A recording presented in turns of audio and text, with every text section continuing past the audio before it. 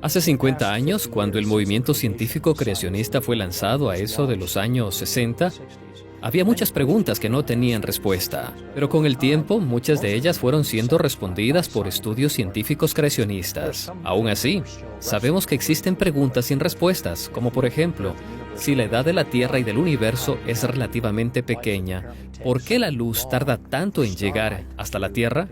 Existen diferentes investigaciones en búsqueda de esta respuesta. Somos conscientes que no tenemos todas las respuestas y sinceramente pienso que hay cosas en la Biblia que solo las entenderemos cuando lleguemos al cielo. En los últimos 50 años, muchas de las preguntas claves en el debate entre el creacionismo y el evolucionismo han sido respondidas.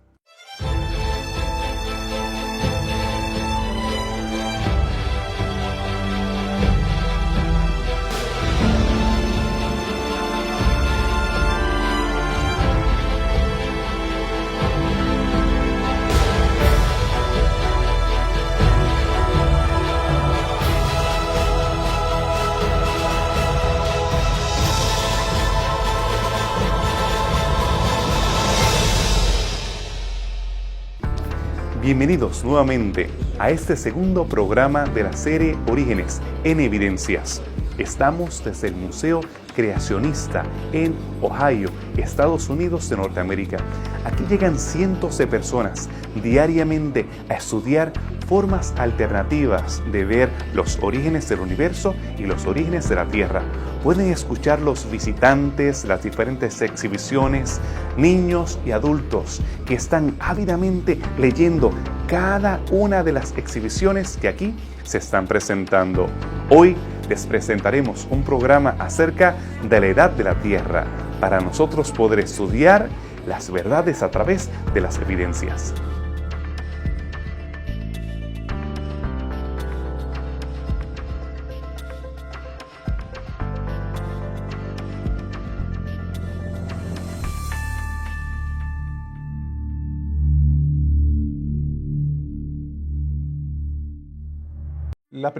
Los primeros intentos que se hicieron para fechar la Tierra, pudiéramos datarlo allá a la época de Lord Kelvin, en donde él es un físico, ¿verdad? Fue un físico que desarrolló una escala de temperatura. Conocemos los grados Kelvin.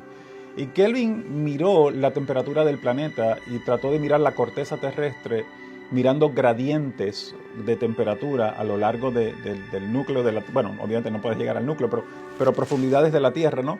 Y viendo cómo era ese gradiente de temperatura. Porque como parte de la teoría del Big Bang, pues la Tierra comenzó a enfriarse y los planetas comenzaron a enfriarse. Y entonces mirando ese gradiente de temperatura, él podía tratar de extrapolar cuánto tiempo llevaba el planeta. Creo que él dio unos 100 millones de años por allá. Diciendo, bueno, la Tierra lleva como 100 millones de años.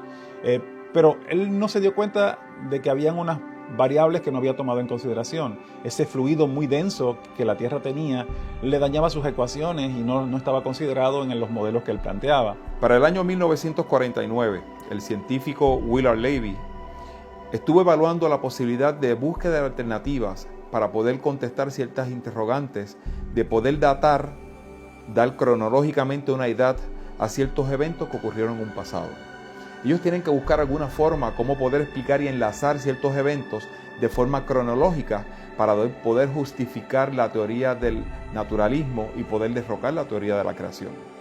Durante sus hallazgos, sus experimentos, su búsqueda de información, él pudo encontrar básicamente 3 metodologías básicas que ayudaron a desarrollar la cronología de los eventos y la edad de las rocas. Los científicos continuaron refinando los métodos que utilizaban para poder datar la Tierra. ¿Cuáles fueron algunos de esos métodos? ¿A qué conclusiones llegaron? ¿Cómo ellos pudieron seguir afinando la forma precisa en que databan la Tierra?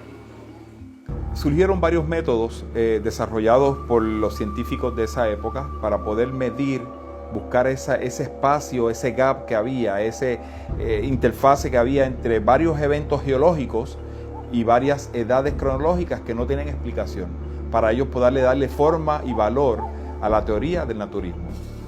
¿Qué resulta? Ellos desarrollan este método de radiación carbono 14. Este método de radiación carbono 14 es sencillamente, tenemos CO2 en el espacio, en el aire, lo que respiramos día a día tú y yo. cuando es atacado literalmente por la radiación, el carbono 14 tiende a descomponerse, a inestabilizarse, bajándose a un nivel de nitrógeno. Una vez se estabiliza ese nitrógeno, comienza a aflorar una serie de partículas las cuales se adhieren a los diferentes elementos, roca, madera, cualquier cosa que usted quiera medir la edad cronológica. Una vez se estabiliza todo esto, esta aflorado de partículas, entonces podemos medir a través del método de carbono 14 la edad cronológica de cualquier ser, de cualquier partícula, de una roca, de un pedazo de madera, de cualquier objeto que esté impregnado con esas partículas que surgieron de la descomposición del nitrógeno.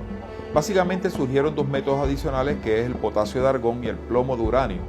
Estos dos métodos básicamente lo que hacen es medir, datar cronológicamente la edad de varios elementos, madera, vida orgánica, hueso, cualquier objeto que se encuentre en la corteza de la Tierra, inclusive la roca. Son métodos básicamente iguales.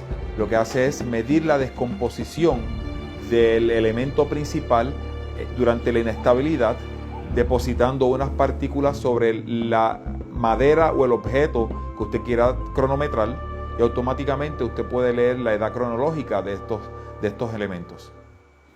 Por otro lado, la objetividad que se le adjudicaba a estos métodos no siempre era tan pristina como se pretendía. ¿Cuáles fueron algunos de los problemas que tuvieron algunos de estos métodos?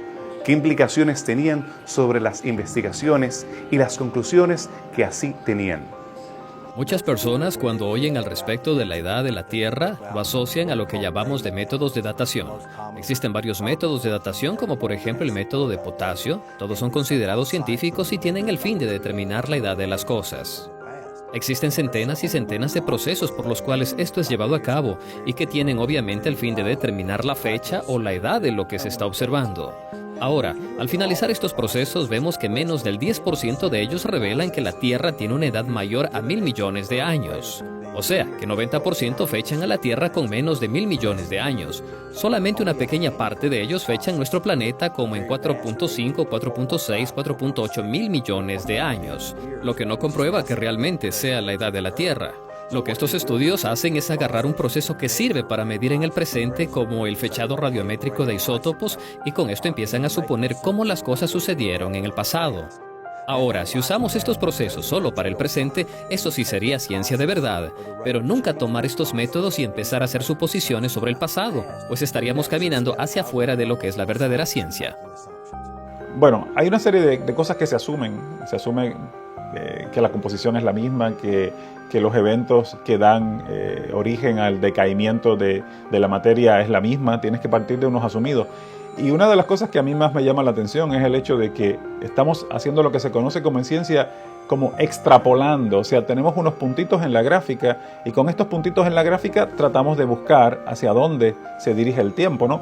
Interpolar es tomar los puntos en la gráfica y mirar, predecir un punto interno dentro de esa gráfica, pero ya tienes los márgenes. Cuando se extrapola, se sale de la gráfica mirando hacia una inclinación por una pendiente. Estamos hablando de millones de años, miles de millones de años. Por ejemplo, en Hawái, en una ocasión se levantó una muestra de roca. Fue sometida a lo que se conoce el método de potasio de argón. Hablamos ahorita sobre este método.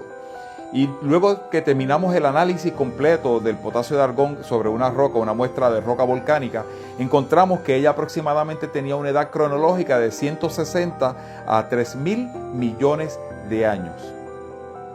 Eventualmente, un círculo de científicos creacionistas levantaron la misma muestra de roca, buscaron la información histórica sobre la actividad volcánica de ese punto en específico y encontraron que la erupción volcánica ocurrió en el año 1801, lo cual significa que había una desviación básicamente de aproximadamente de 2 a 3.000 millones de años, lo que básicamente nos dice que no hay una certeza en la utilización de esta metodología de radiación carbono 14, de potasio de argón y las otras pruebas que hablamos anteriormente.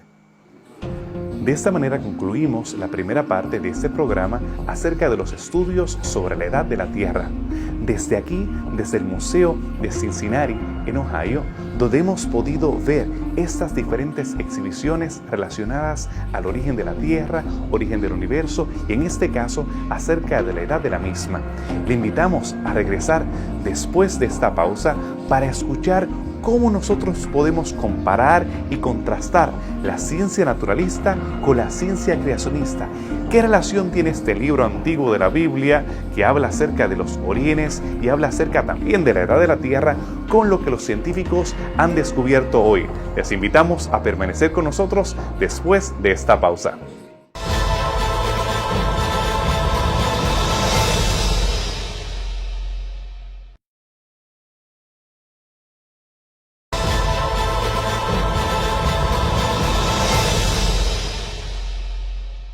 Regresamos a su programa de Evidencias, en esta serie acerca de los orígenes, desde aquí, desde el Museo Creacionista en Cincinnati, Ohio, los Estados Unidos. En la primera parte hemos podido estudiar acerca de los diferentes intentos, los diferentes estudios y métodos que se han utilizado para fechar la Tierra.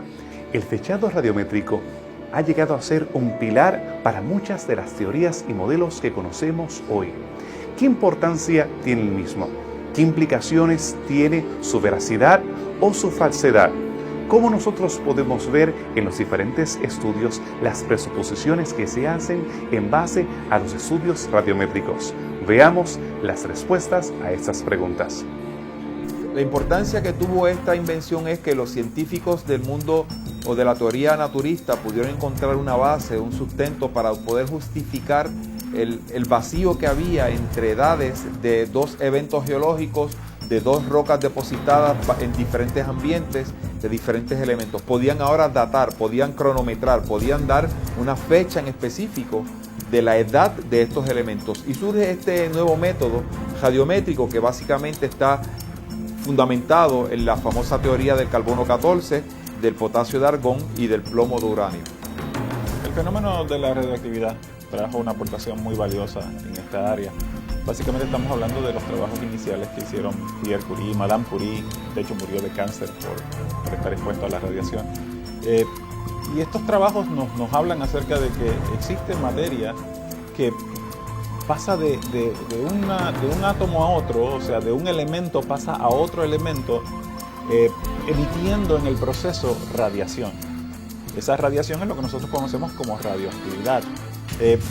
Esos estudios nos trajeron evidencia en cuanto a que existe una manera de un tiempo, una media vida, que es lo que se conoce en este tipo de nomenclatura, ¿no?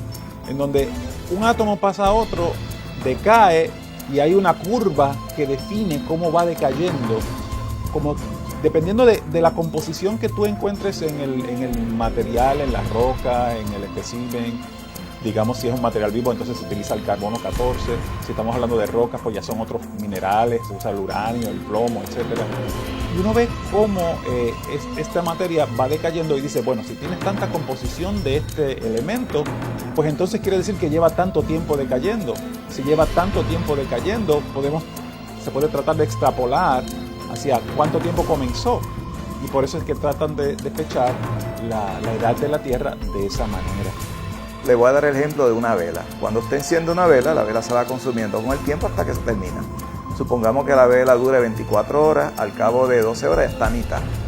Y así va hasta que termina. Lo mismo ocurre con estos radioisótopos porque son inestables. Se decaen, se degradan en otros isótopos. Y a través del tiempo va bajando la concentración hasta que desaparecen. Tienen lo que llaman una media vida. La media vida, cada vez que pasa media vida, usted tiene la mitad de lo que tenía originalmente.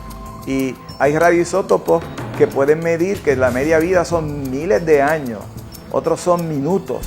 Los que se utilizan para fechar la Tierra son los que tienen miles de años y que a través del tiempo podemos medir exactamente cuánto queda de ese radioisótopo hasta que haya transcurrido el periodo donde ya no existe ese radioisótopo. Pero básicamente estamos partiendo de que todos los elementos que hoy día tenemos se están comportando de la misma manera. Estamos partiendo de la teoría de que las abundancias relativas están en un sistema cerrado donde no ha habido ningún tipo de cambio. Omite cataclismos y cosas como esa, ¿no? O sea que pudieran haber muchos otros elementos dándose variables a través de los miles y millones de años que supuestamente esto ha ocurrido, que nosotros no tenemos el conocimiento ni podemos nosotros trazar a ciencia cierta. La mayoría de las personas aceptan que el fechado científico comprueba que la Tierra tiene millones o 1.000 millones de años. Pero lo que yo le diría a esas personas es que al aceptar estos datos están aceptando simplemente suposiciones. Para que el fechado radiométrico sea científicamente aceptable, por ejemplo, tenemos los radioisótopos de carbono que podemos mensurarlos hoy y tener resultados precisos. Pero cuando intentamos descubrir lo que sucedió en el pasado, no tenemos cómo mensurarlos correctamente. Sí o sí tenemos que hacer suposiciones. Tenemos que asumir que el elemento en estudio nunca sufrió ningún tipo de contaminación. Tenemos que asumir que en el origen del planeta Tierra este elemento nunca sufrió alteración o mutación. Y tenemos hoy en día varios ejemplos de materiales que, al ser analizados, su edad histórica difiere de los resultados radiométricos. Y es por eso que muchos se cuestionan si estos son los métodos más precisos para determinar la edad de la Tierra. Los resultados de esos estudios radiométricos se han utilizado de diferentes formas. En el caso del carbono 14 se ha implicado millones y millones de años. Sin embargo, los estudios demuestran que eso no es posible. Sin embargo, al estudiar algunos elementos, sí podemos ver que hay piedras que son viejas, extremadamente viejas. ¿Cómo los creacionistas pueden contestar esas preguntas? ¿Cómo se puede relacionar la ciencia creacionista con la ciencia naturalista? ¿Qué implicaciones tienen los estudios radiométricos sobre la Biblia y el estudio que hacen los científicos que creen que la Tierra es más joven? Primeramente, debo decir que tenemos varias especulaciones. La primera especulación es que usted puede especular con respecto al tamaño inicial de cualquier elemento o objeto que se esté investigando. Lo segundo es que hay que especular el ritmo o la forma como usted está haciendo esa prueba. Si utilizamos la metodología que tenemos sobre radiación carbono 14, potasio de argón y los otros, podemos determinar una cantidad de años y una edad cronológica de los diferentes eventos que ocurrieron en la Tierra, como la edad de las rocas. Si vamos a comparar esta metodología y los resultados basados en la teoría de la creación, en el principio creó Dios los cielos y la tierra, la mar estaba desordenada y vacía con la tierra, y luego comienza básicamente la teoría de la creación, donde comienza la cronología de la edad del hombre, literalmente, y de la creación literal de Dios sobre la tierra.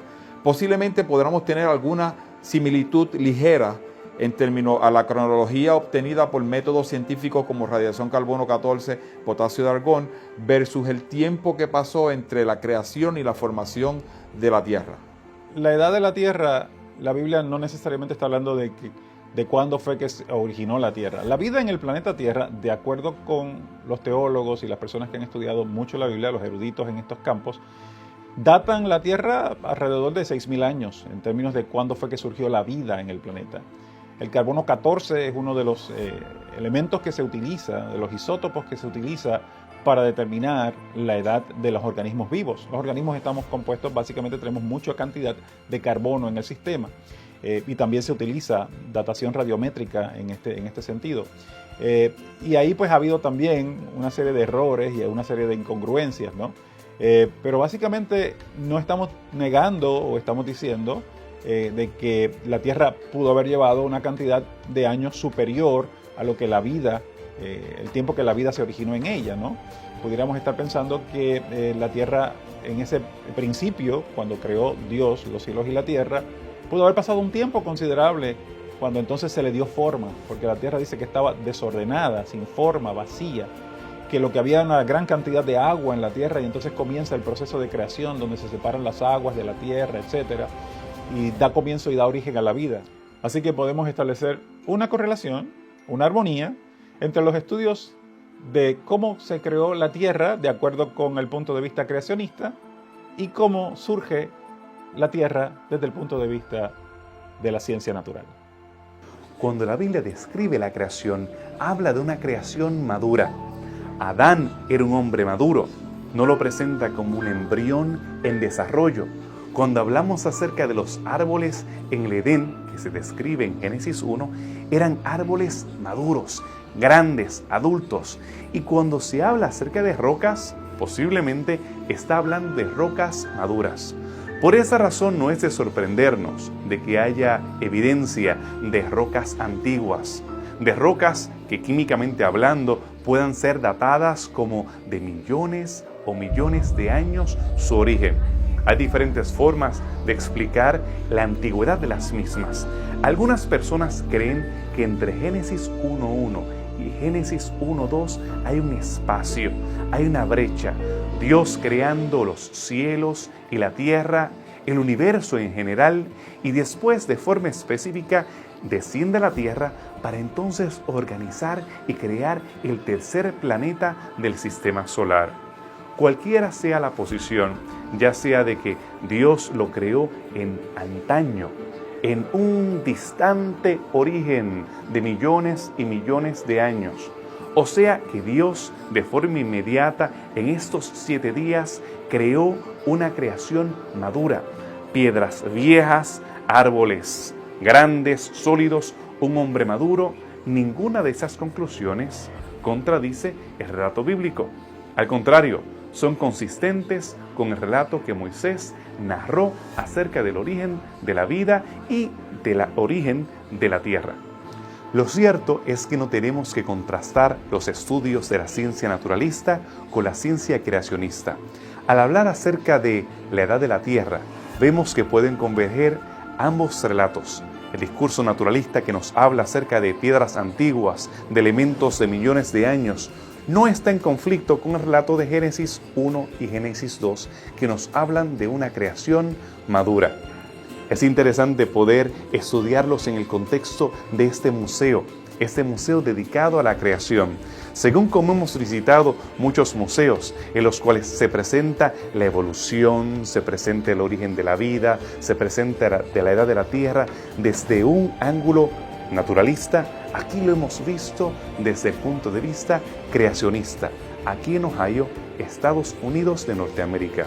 Nosotros podemos reconocer en la Biblia una fuente de información válida, como lo hemos visto en el caso de estudiar la antigüedad de la tierra. Por lo tanto, le invitamos a que nos escriban para poder dialogar a través del correo electrónico o a través de nuestro blog. También le invitamos a que continúe en el próximo programa de Evidencias, donde estaremos estudiando ese polémico tema acerca del origen de la vida. Hasta la próxima en su programa Evidencias.